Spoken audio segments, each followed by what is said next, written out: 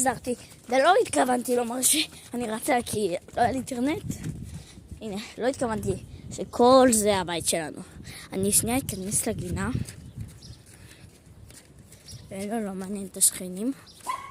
קלוי, הנה.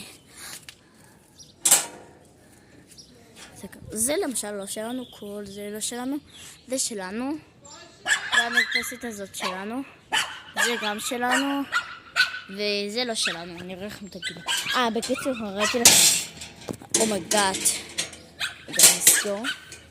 שנייה. זהו. תתייחסו לרעשים. אל תתייחסו לרעשים. רגע, פשוט הכלבה שלי. מה אמא?